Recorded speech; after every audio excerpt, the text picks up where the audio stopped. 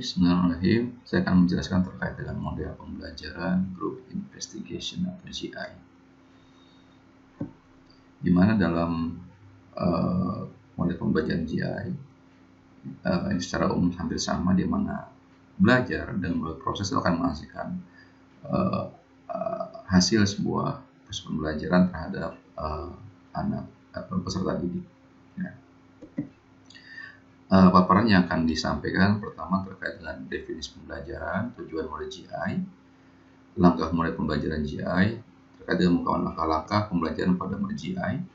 Setelah tahapan 4 dalam model GI, ini langkah pembelajaran berdasarkan prinsip pengolahan atau reaksi dari model GI.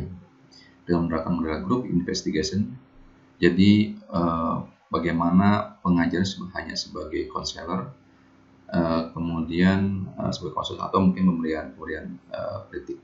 Nah, di sini akan terjadinya lebih cenderung peserta didik melakukan investigasi terkait dengan sebuah topik. Nah, yang kelima ini berkaitan dengan rangka pembelajaran, di mana apa yang dihasilkan atau cara dalam hal mengimplementasikan rangka pembelajaran di mempergunakan konsep GI. Apa yang dimaksud dengan GI atau dengan Group Investigation, di mana proses pembelajaran pengajar berperan sebagai konselor atau konsultan atau memberi kritik, sedangkan dari si peserta di pembelajaran secara berkelompok, kemudian proses pembelajaran siswa lebih aktif dalam berdiskusi, mencari ataupun menginvestigasi permasalahan yang diberikan dari seorang guru atau pengajar. Kemudian tujuan model pembelajaran GI itu ada bagi 3. 1. Investigasi, di mana siswa untuk melakukan investigasi terhadap sebuah topik yang diberikan oleh seorang guru, ya, ini secara sistematis dan analitis. Yang kedua adalah pemahaman terkait dengan topik yang diberikan oleh seorang guru. Kemudian yang ketiga itu adalah melakukan investigasi, melakukan siswa untuk bekerja secara kooperatif dalam memecahkan suatu masalah.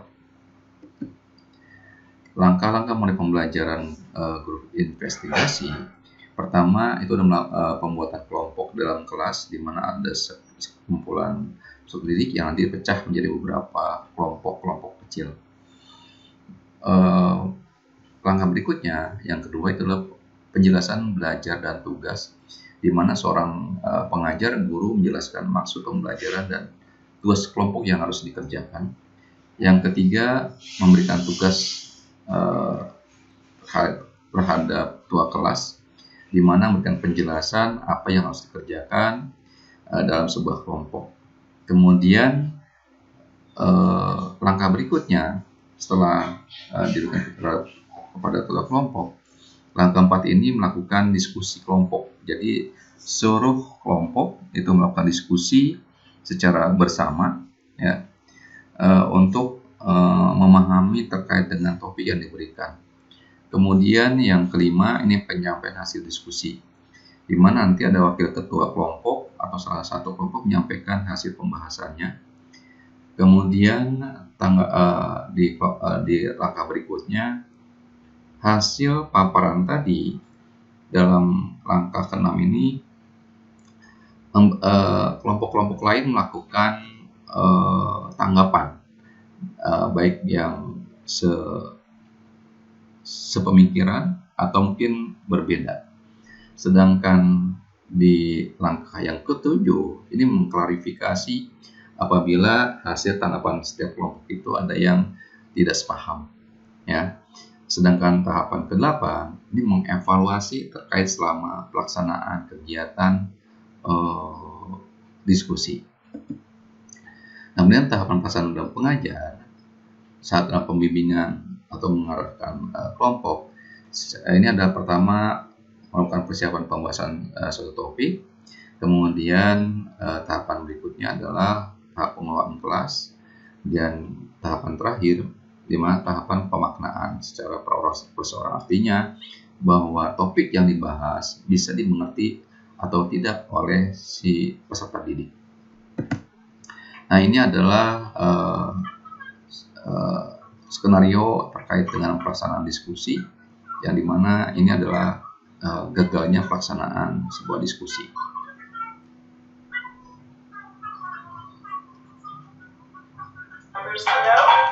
Sorry.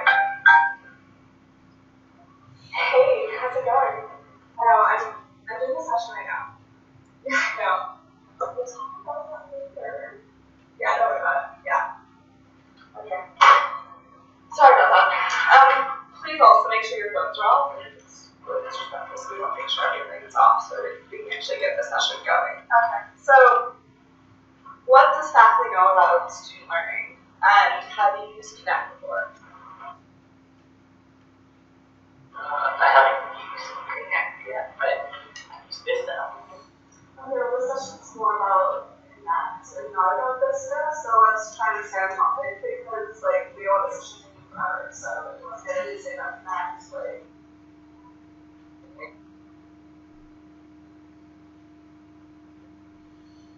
Nah, dia mendapatkan jawaban yang tidak nyaman.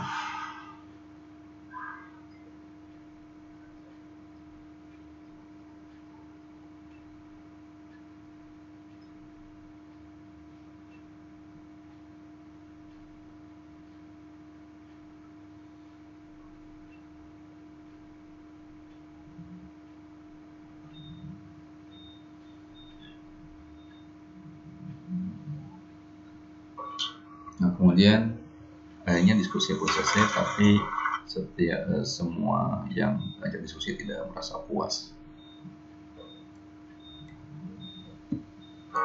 Nah, ini adalah studi kasus bagaimana berjalannya diskusi di mana dimulai dengan berjalan secara baik. Diskusi pun terlaksana. The purpose of this focus group is to offer your perspective on how you learn best. This information will be shared anonymously with faculty members, so feel free to give us all your thoughts on how you learn best. Sure. I feel generally Adanya komunikasi yang berlangsung antara mentor atau guru dengan peserta didik.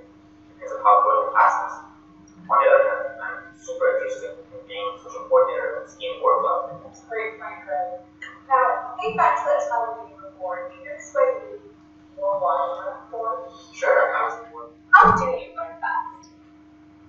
Take your time. This saves space. Please feel free to share whatever comes to mind.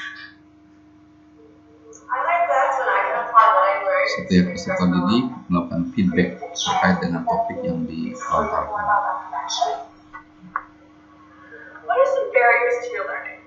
Think of a time that you were in class and you started snooping, playing games online, checking Facebook. I went to YouTube in class.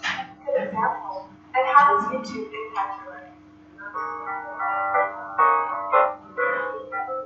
Ya, inilah diskusi yang baik sehingga ini terjadi komunikatif.